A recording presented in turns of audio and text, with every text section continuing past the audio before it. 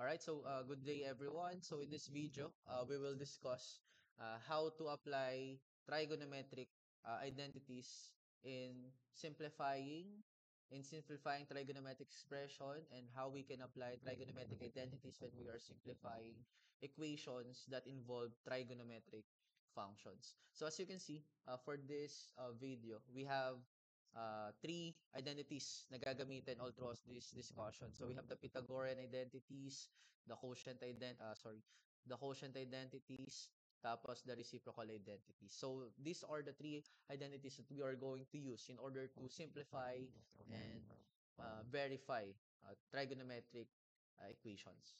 So sige, let's start with the first one. So the first example is simplify sine x. Okay, simplify sine x times cosecant x. And so ito yung sisimplify natin. So when we are simplifying trigonometric expression, ang goal natin dapat we apply trigonometric identities. Tapos kapag in-apply natin yun, dapat merong makancel. Okay, so dapat merong ma-cancel.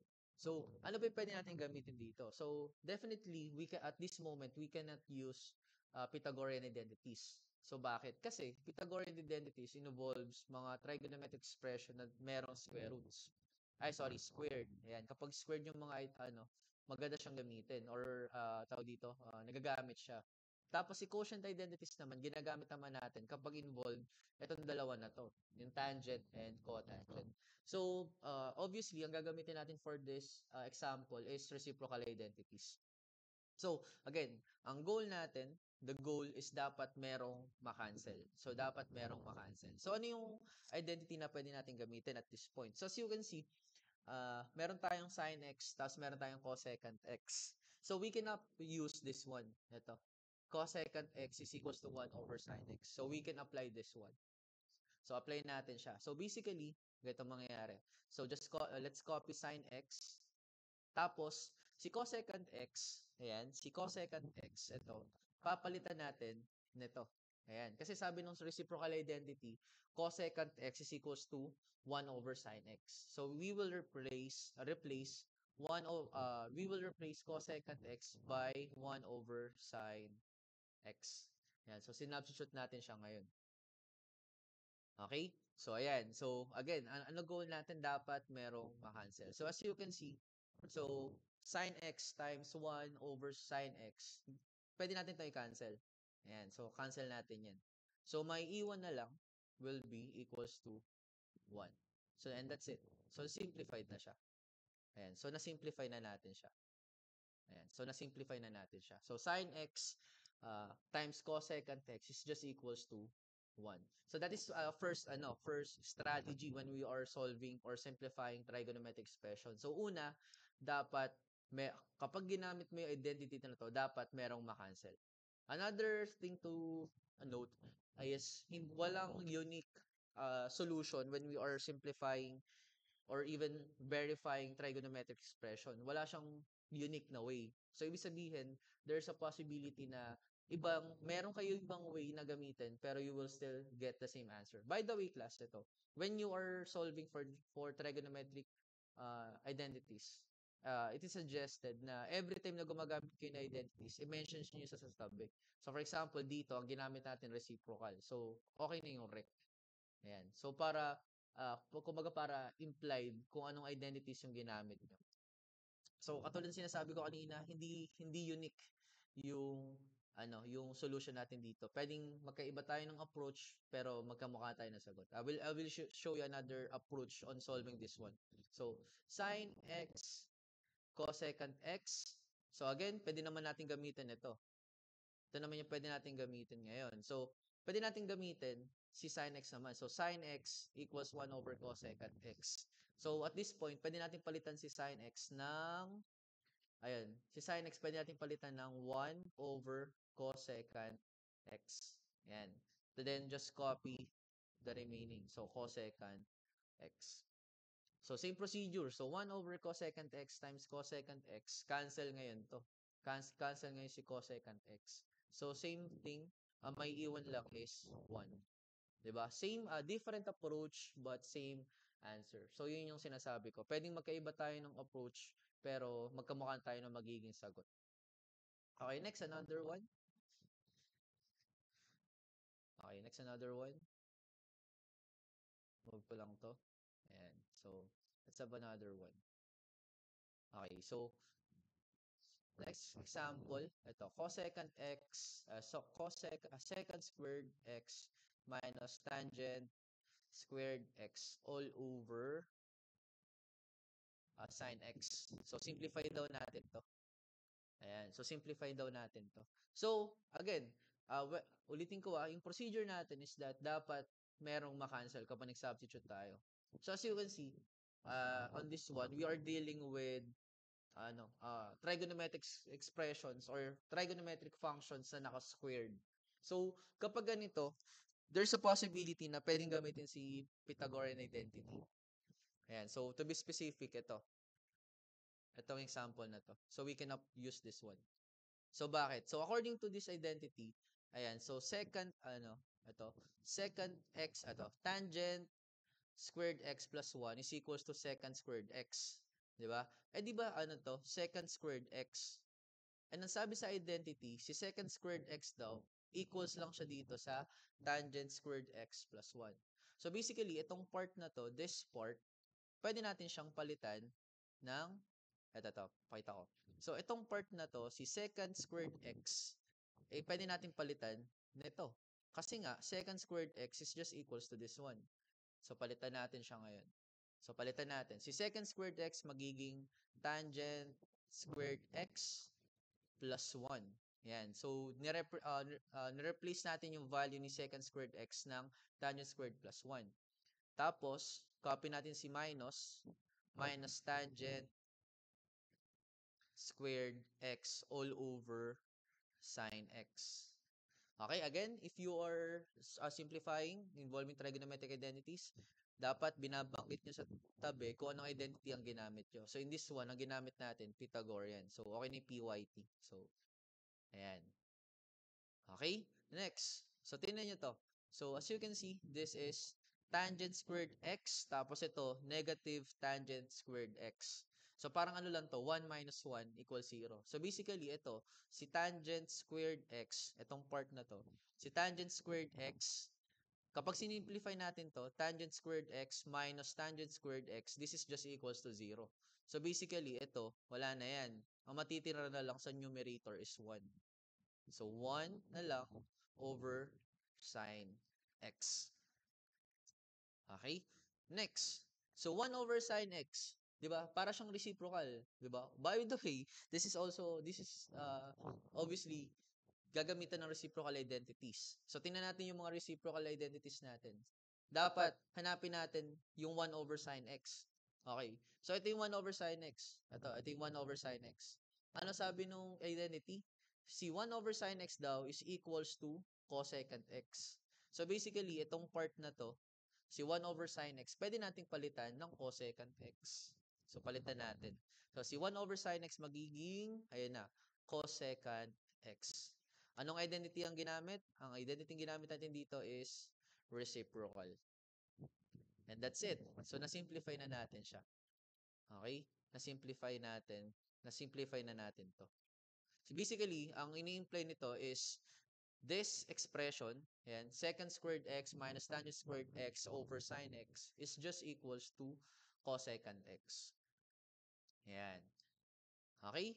So, again, ang goal natin, every time that we are applying any trigonometric identities, ang goal natin is to dapat merong makancel. Okay? Merong makancel. Yan. Okay, next. Number 3.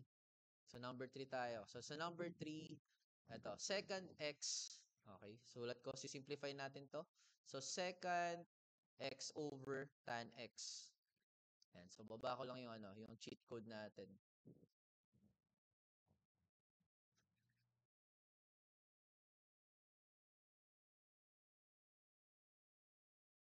Ito, there's no need to memorize this eh. Hindi nyo siya kailangan i-memorize. Gamitin nyo lang siya ng gamitin. I mean, mag-practice na kayo na mag-practice. Eventually, makakabisado nyo siya. Ayan. Ayan. Sorry. Eventually, makakabisado nyo to. Ayan. So, simplify daw natin to. So, let's simplify secant x over tan x.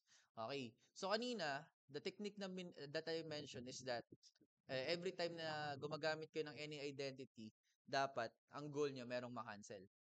So, that is one tool that you can add on your mathematics arsenal. So, another tool na pwede nyo idagdag sa arsenal nyo is ito.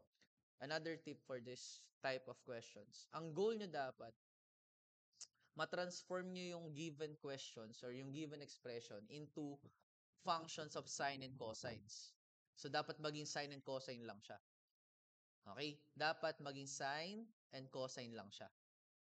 So, mamaya, pakita ko sa inyo ano yung pinupunto ko. So, gamitin muna natin. So, yung numerator natin in this one, ito, yung numerator natin, secant x. As you can see, secant x is not sine or even cosine. So, ang goal natin, dapat si secant x maging sine or cosine siya. Or maging, ma-represent natin si secant x as functions of sine and cosine. So, paano natin gagawin yun? So, tingnan natin yung mga identities. Anong identity ba ang pwede natin gamitin para si secant x maging in terms of sine and cosine lang? So, tingnan nyo ito mabuti. So, as you can see on reciprocal identities, ito, si secant x, ayan, si secant x is equals to 1 over cosine x. So, basically, si secant x, pwede natin palitan ng 1 over cosine x. So, in that way, marirepresent natin si secant x as functions of sine or cosine. So, yun, pwede natin siyang gawin to. So, si secant x, papalitan na ito. Si secant x, papalitan natin ng 1 over cosine x. Then just copy the denominator tan x. Okay, anong identity ang ginamit dito? So, we use reciprocal identity. Ayan. Okay. So, yung numerator natin na secant x, naging in terms of sine or cosine na siya. Naging 1 over cosine na siya. So, next. Okay. So, okay na yung numerator natin. Okay na tong numerator. Yung denominator na lang. So, yung denominator natin naman is tan x. Diba? Ang denominator natin is tan x. So, dapat, we represent tan x in terms of sine and cosine. So, anong identity ba? Yung pwedeng gamitin para mapalitan si tan x ng expression na sine and cosine lang. So, if you can see this one, ito, si quotient identity, si tangent x daw is equals to sine over cosine x. Sine x over cosine x. So basically, we can replace the value of tangent x as this one, sine x over cosine x. So palitan natin siya. So, copy ko yung numerator. So 1 over cosine x over si tangent x, papalitan ko na ng sine x over cosine x. And anong identity ang ginamit ko? Ang ginamit kong identity is quotient identity. Ayan. So, now, tinan nyo tinan natin yung expression. So, ito yung expression natin. Ito. Ito yung original expression. Tapos, ito na yung bago niyang form. So, ito yung sinasabi ko kanina.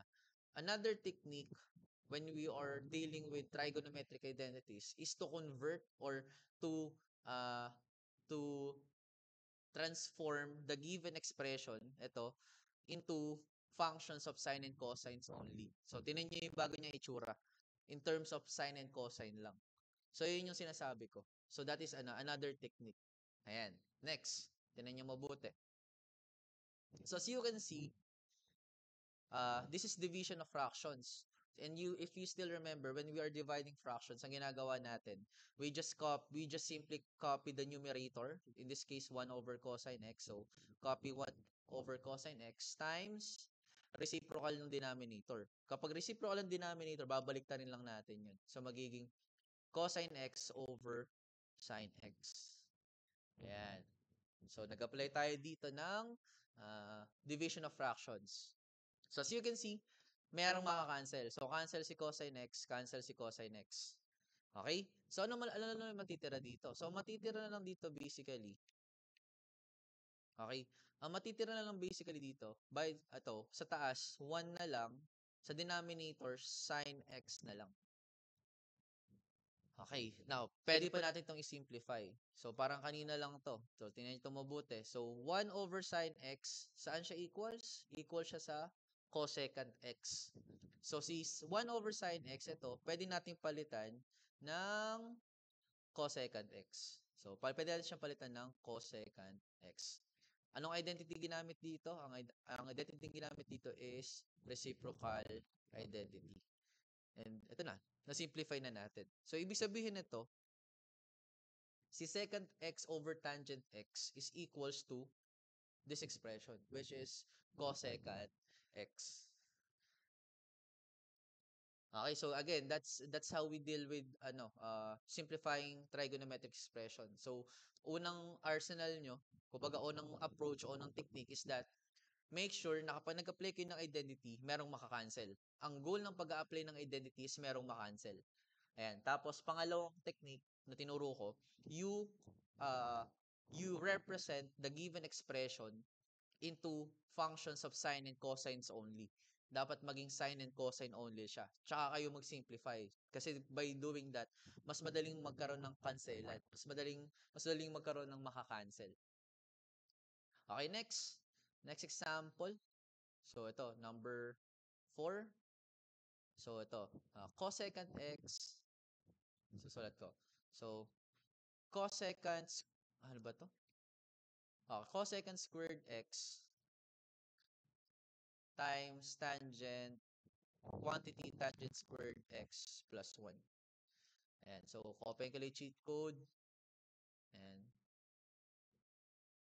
yung ano natin, para sa inyo naman to, para madali nyo ma-distinguish yung mga identities. Okay, so tingnan nyo mabuti.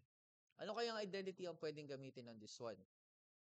Okay, so as you can see, may mga squared. So kapag may mga squared, ang una niyo i-check is pwede ko kayang gamitin si Pythagorean dito. Okay, so it appears pwede natin siyang gamitin.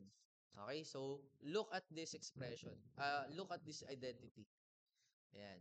So tangent squared x plus 1 is equals to secant squared x. Ayan. So basically, tinan niyo to si secant squared x plus 1, itong part na to. Ayan. Itong part na to, equal siya dito. Nasaan na siya? Equal siya dito. Ang sabi ng identity, yung mga ganitong expression daw is equals to secant squared x. So basically, itong naka-group na to, si tangent squared x plus 1, pwede natin palitan ng secant squared x. So gawin natin yun. So, copy ko yung unang term, hindi siya unang term eh. Yung unang expression, so cosine squared x times, saan equal si tangent squared x plus 1? Saan siya equals? Siya ay equal sa secant squared x. Sorry. Iba yung kulay para ma-distinguish nyo. So, si tangent squared x plus 1, pililitan ko lang ng secant squared x. Anong identity ang ginamit dito? Ang ginamit ko dito is Pythagorean identity. Yan. So, PYT. Pythagorean identity. Okay. So, kumbaga, na-apply na natin si Pythagorean. Now, next, pwede pa na natin itong gamitin ng isa pang identity.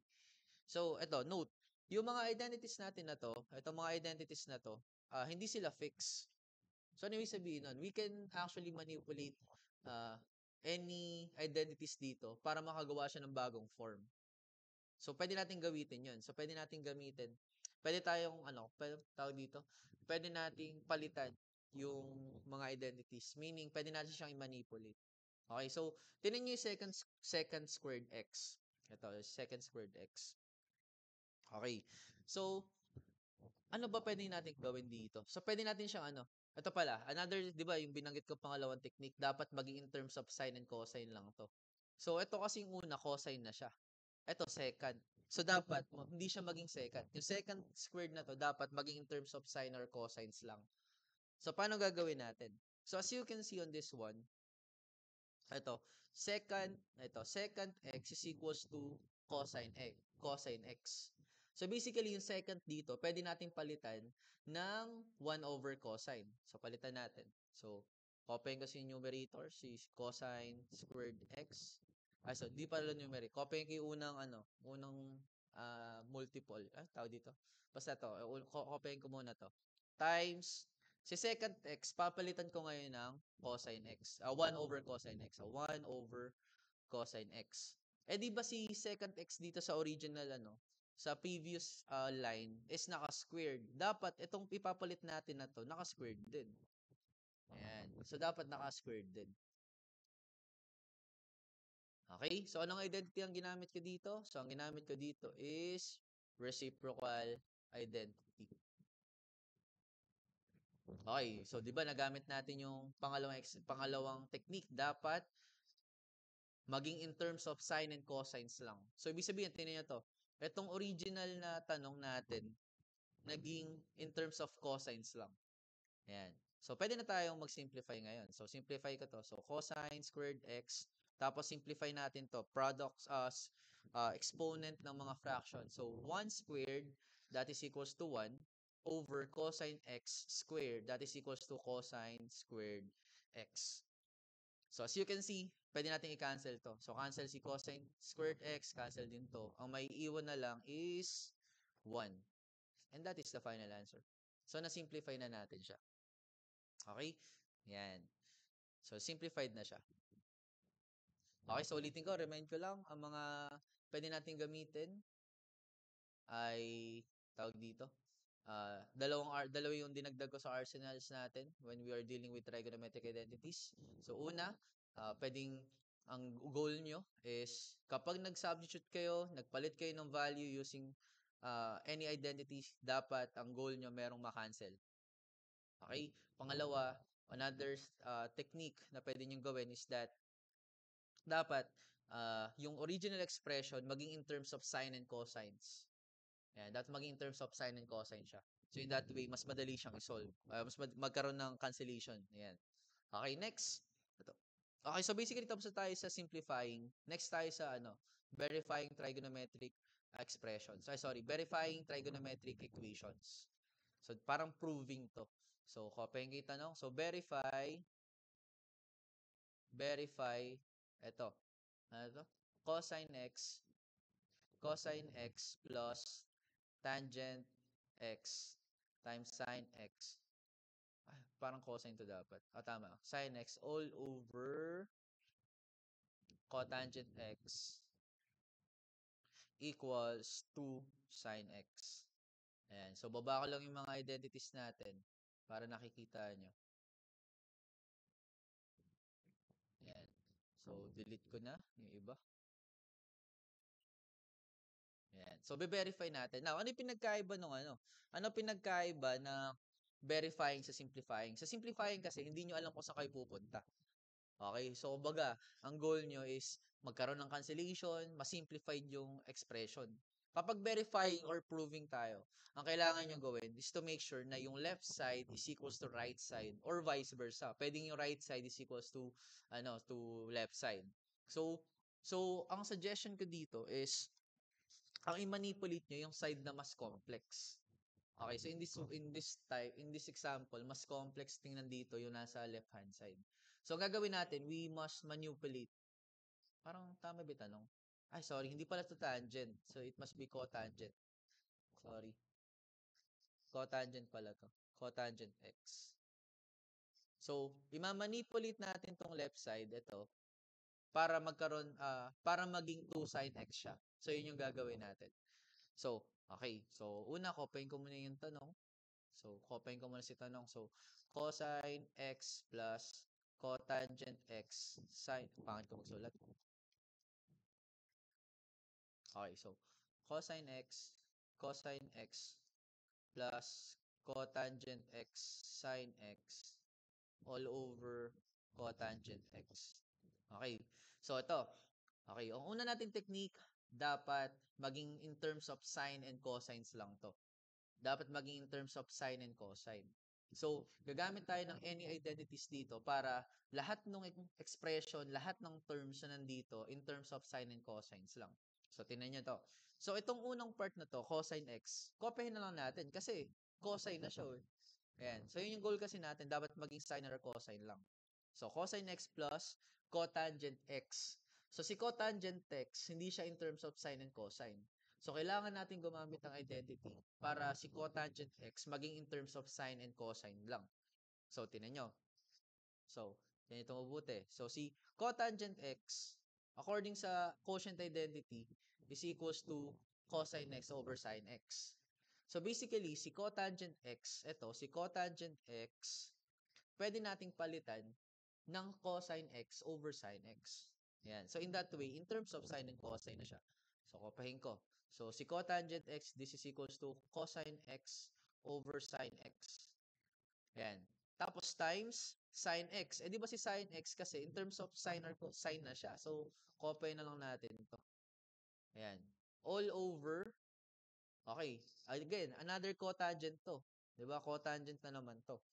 Eh, di ba si cotangent nga is equals to cosine x over sine x.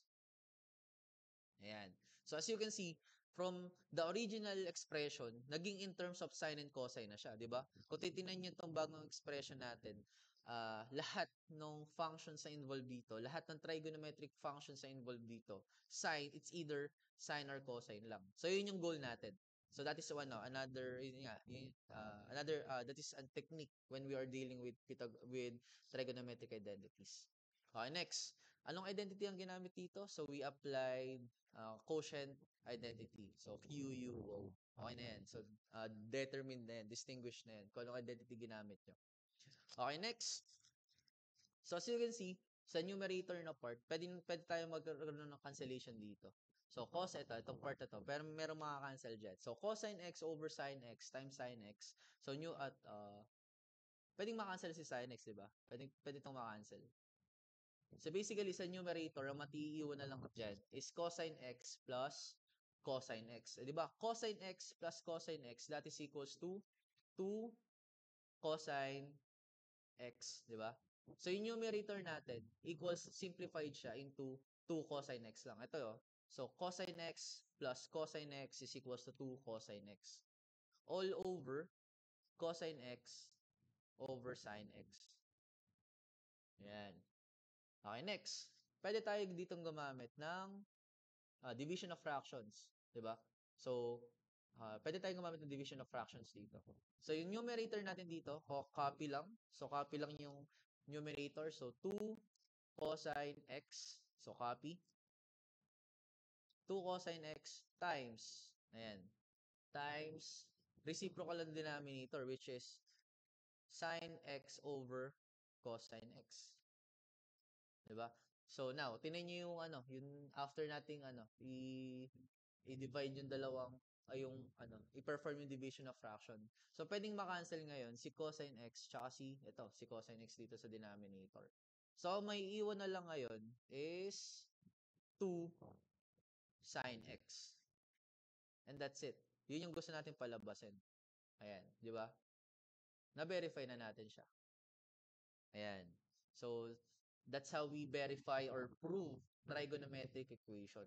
So, dapat mapakita natin na yung left side is equals to right side. And again, kapag nagbe-verify kayo, nagpo-proof, nagsisimplify, every time na gumagamit kayo ng any identities, dapat clearly stated or at least banggitin nyo sa dulo ng ilang line kung anong identity yung ginamit nyo. So, in that way, tawag dito, kapag chine-checkan siya, parang pinatunayan nyo talaga na na-verify nyo siya.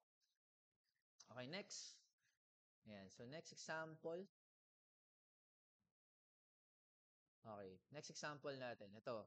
So, basically, itong mga ganitong examples, parang lang to.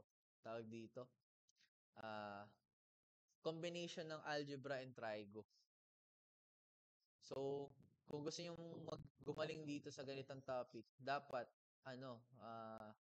stable yung foundation nyo sa algebra. Kasi kung poor yung foundation niya sa algebra, mahihirapan kayo dito. Okay, so copy, baba ko lang to.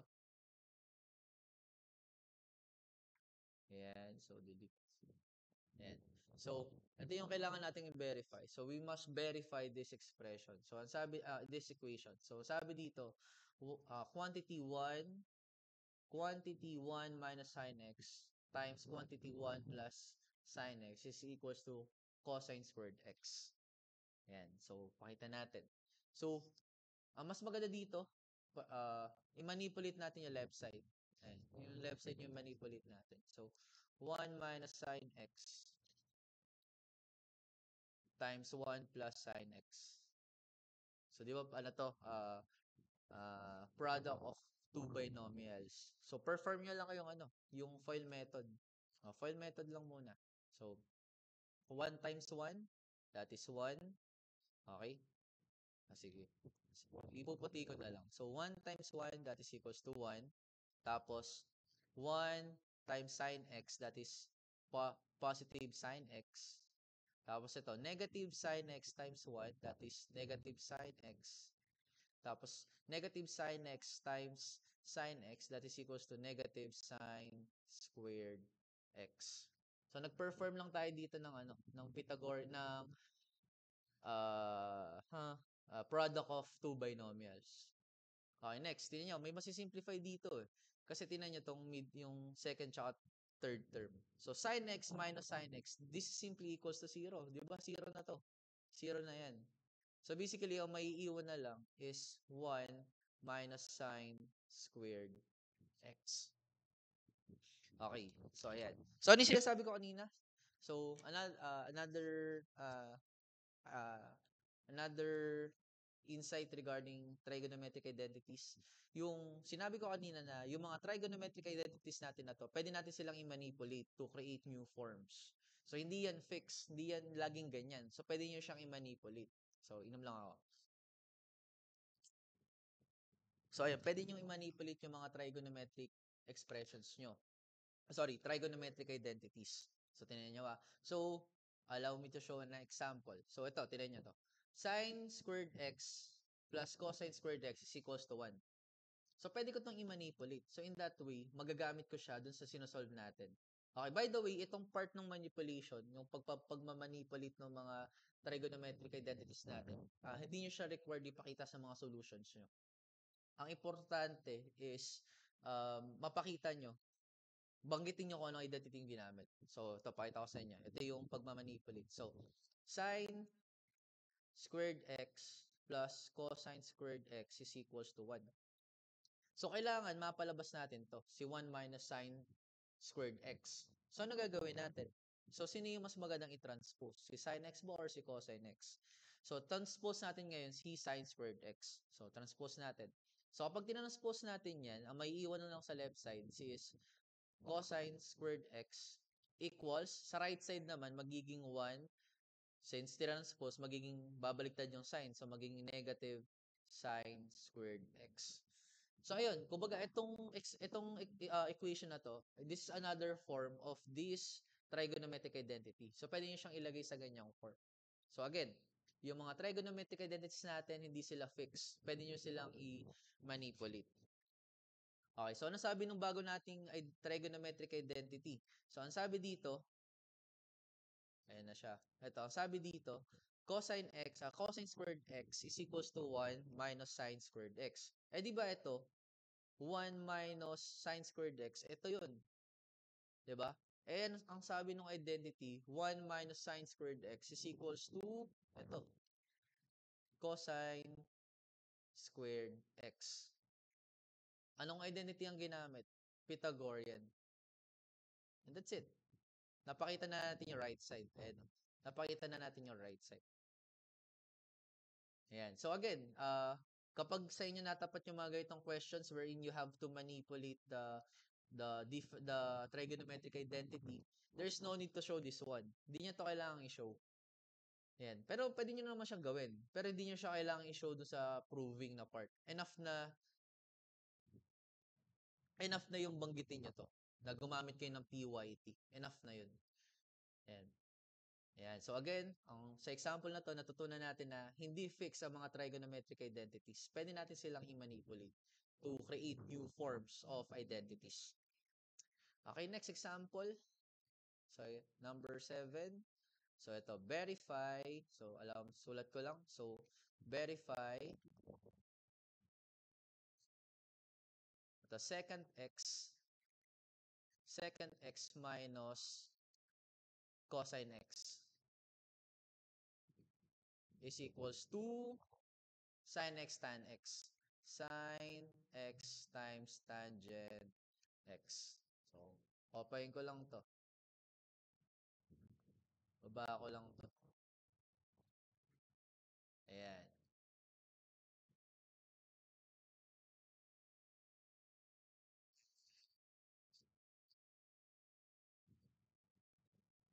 Okay.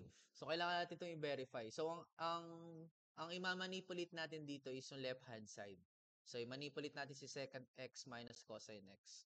So, copyin ko muna. So, secant x. So, secant x minus cosine x.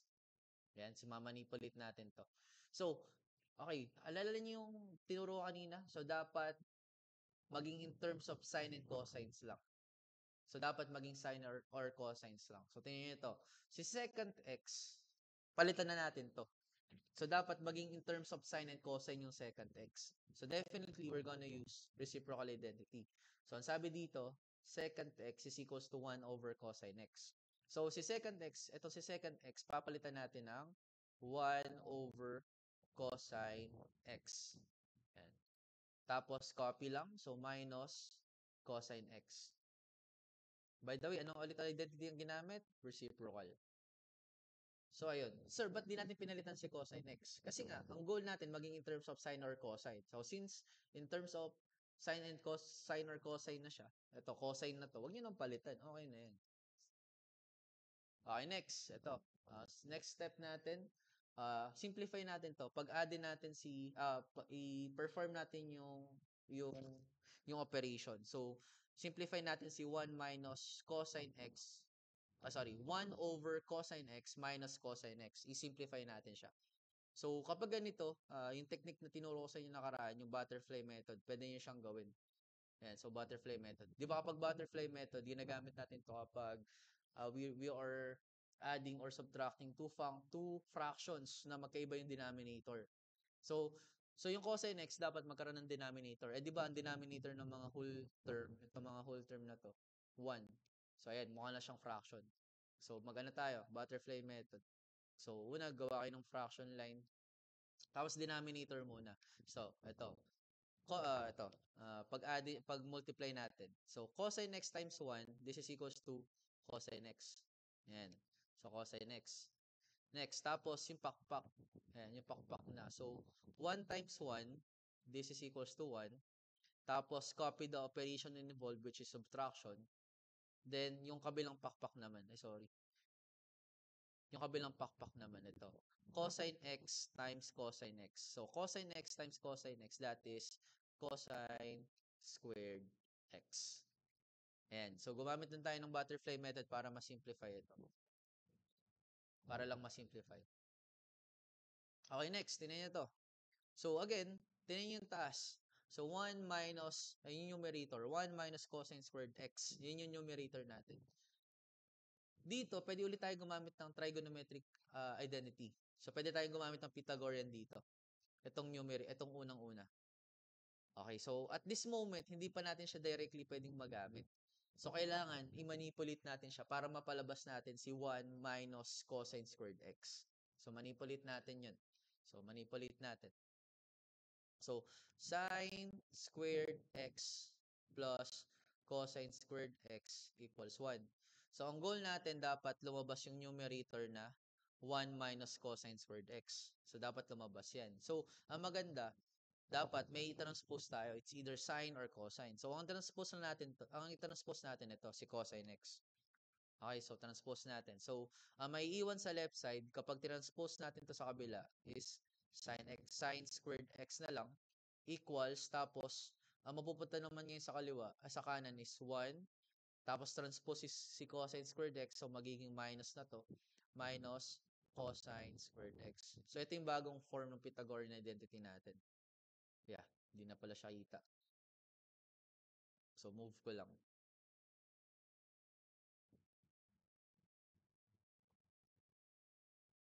Yan, so, kita ba siya? Yan, so yun yung bagong form ng trigonometric expression natin. To be specific, yung Pythagorean identity. So, ayan. So, sinasabi ng bagong form ng Pythagorean identity natin na si 1 minus cosine squared x is equals to sine squared x. Eh di ba ito, yung numerator natin is equals to 1 minus cosine squared x. So basically, pwede natin itong palitan ngayon. So replace natin yung value. So si 1 minus ito, si 1 minus 1 minus cosine squared x is equals to sine x. So pwede natin siyang palitan. So si 1 minus cosine squared x magiging sine squared x na lang all over cosine x. At anong identity ang ginamit dito? So, gumamit tayo ng Pythagorean identity. Ayan. So, parang may pupuntahan na siya, no? So, okay. Now, ang gawin natin ngayon dito, para mailabas natin si sin x tangent x, i-breakdown natin yung numerator. So, ito, review. Kahit ko lang konti. So, kung naalala nyo to, di ba, kunyari, x times x, this is equals to x squared. Di ba? So, a times a, this is equals to a squared. So, by following this pattern, pwede pala natin sabihin na si b squared is equals to b times b. Diba? Or even c squared is equals to c times c. So, let's apply this pattern or this algebraic rule dito sa numerator natin. 'Di ba sin squared x to? So, by following the previous pattern, si sin squared x, pwede natin siyang ilagay as sin x times sin x over cosine x. Ayan. So, binreakdown natin siya. Tapos, tingnan nyo to. 'Di ba? Bababa ako ng konti para makita niyo yung gusto nating i-solve. So, tingnan niyo ito mabuti. So, itong part na to. 'Di ba? Sin x over cosine x. Ito siya eh. Ito, sin x over cosine x is equals saan? Sa tangent x. So, ibig sabihin, itong nakabilog na to, equal siya sa, saan siya equals? Equal siya sa tangent x. So, palitan na natin ngayon. So, copy ko na si sin x. So, sin x times si sin x over cosine x, this is equals to tangent x. Anong identity ang ginamit dito? Quotient. And ayun, nailabas na natin yung gusto mong palabasin. So, nailabas na natin ngayon si sin x tangent x. And yan, that's it. QE din na yan. So, na-prove na natin. Na-verify na natin. Okay. So, ganun. So, pwede nating move ko lang to siguro. Ayan. I guess, nakikita naman pala. To, lagyan ko lang ng ng line. Ayan. Ayan. So, ayun. So, pwede nating, tawag dito, pwede nating i-manipulate yung mga trigonometric expression. So, ayun. So, tawag dito. Ito yung, this is the thing about trigonometric, dealing with, this is the thing when you are simplifying or verifying trigonometric expression or equations. Ang challenge niya is wala kasi siyang uh, dito. Hindi siya procedural. Wala siyang definite na steps when you are verifying or simplifying trigonometric expression. So, the steps may vary across different questions dito. Kaya, ang pinakamagandang gawin para gumaling sa trigonometric identities, sa mga problems involving trigonometric identities, is practice. So, mas marami kang na-solve, mas marami kang equation na familiar. So, mas magiging familiar sa yung mga questions. To the point na, kapag nakita mo yung expression, kapag nakita mo yung equation, kumbaga tapos na kagad sa utak mo kung paano mo siya isi-simplify, kung paano mo siya i-verify. So, ayan. So, that is one technique. So, dapat hindi siya pwede na hindi pwedeng gumaling kayo sa trigonometric identities ng isang tanong lang yung sinasagot nyo. Dapat madami. Ayan. So, dapat marami kayong sinasagot na tanong dito. Okay? Next tayo. So, yun, that's the thing with trigonometric identities. Sa unang part, sobrang hirap niya. Yan. Sobrang hirap niya, lalo kapag first time niyo siya na-encounter. Pero, kapag natutunan niyo naman, sobrang dali niya naman. Yan. So, yun yung kakaiba kay That is that is something beautiful about this topic. Sa entry part niya, sobrang hirap. Pero pag natutunan mo siya, kapag talagang yung nakita mo yung procedure, na-practice mo siya ng maraming beses, sobrang dali niya naman. Ayan. Okay, so last example tayo. Ito. Number 8. So, verify cotangent x. Ito. Verify daw. Let's verify that cotangent x over secant x is equals to cosecant x minus sin x. Yan. So, verify daw natin to. Okay. So, copy ko yung left side. Copy natin sa left side. So, cotangent x over secant x. So, verify natin. So, just like what I mentioned earlier, when you are dealing with, yung isang technique is that, make sure that, kailangan yung i-transform or i-convert yung expressions uh, into functions of sine and cosines only. Dapat maging sines or cosines lang siya. So, kailangan natin gumamit ng mga trigonometric identities on this one. So, sa numerator natin, ang numerator natin is cotangent x, di ba? Cotangent x. So, pwede natin gamitin si quotient. Ayan, di ba? Paulit-ulit lang siya. So, si quotient. So, si cotangent x is equals to cosine over sin x. So, gamitin natin. So, palitan natin to.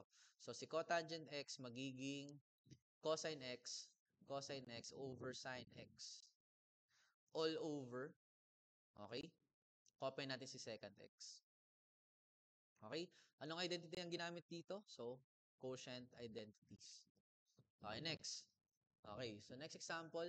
So, yung denominator natin, yung numerator natin na cotangent x, naging in terms of sine and cosines na siya, which is cosine x over sine x. Yung denominator natin na secant x, dapat maging in terms of sine or cosine lang to. So, gagamit ulit tayo ng identity on this one. So, si secant x, as you can see, secant x is equals to 1 over cosine x. So, pwede natin siyang palitan ngayon. So, kopahin ko. So, cosine x over sine x over sine equals si secant x, that is equals to, ito, si secant x natin is equals to 1 gawin ko siyang green. 1 minus cosine x. Yan, yun yung sinasabi ng identity na to. Ayan. So, anong identity ang ginamit dito? So, we apply reciprocal identity. Yan. So, as you can see, yung bago nating expression nito, in terms of sines and cosines lang siya. Sine or cosines na lang siya. Di ba? So, from cotangent tsaka secant, naging sine and cosines na lang. So, ayan. Mas madali na tayo magsisimplify on this one. So, simplify natin ngayon. So, simplify natin. Okay? So, this is division of fraction. So, syempre, kapag division of fraction, alam niyo yung procedure natin. So, copy the numerator, which is cosine x over sine x, times reciprocal of the denominator, which is cosine x over 1. Binaliktad nyo lang yung denominator. Then, let's simplify. So, kapag multiplication of, of fractions, numerator times numerator over denominator by denominator. So, cosine x times cosine x, this is equals to cosine squared x. All over sine x times 1, this is equals to sine x. So, ayan. So, malapit na siguro, no? Okay, so now, sa numerator natin, ang gagawin natin, we will apply Pythagorean once again. Pero hindi ito yung typical na Pythagorean. So, dapat i-manipulate natin yung Pythagorean identity. So, kopihin ko siya. So, ito yung gagamitin natin. Yan. So, sin squared x plus cosine squared x equals 1. So, kopihin ko. So, sin squared x plus cosine squared x is equals to 1. So, dapat mapalabas ko si cosine squared x. Ito, si cosine squared x. So, since ito yung kailangan kong i-solve, ang itatranspose ko ngayon, si sin squared x. So, transpose ko. So, may iwan na lang sa kaliwa is cosine squared x equals sa kanan, ang magiging bagong expression sa kanan is 1. Since positive to, magiging negative yan dito. Kasi transpose. Minus sin squared x. So, according to this new expression, makikita ba siya? Ayan. So, according to this new equation, another form of Pythagorean identity, cosine squared x, which is yung numerator natin, is just equals to 1 minus sine squared x. So, palitan natin siya. So, si cosine squared x, ito siya, equals daw siya dito. So, palitan natin. So, si cosine squared x magiging 1 minus sine squared x all over sine x. And anong identity to? So, Pythagorean identity. Yan. Okay.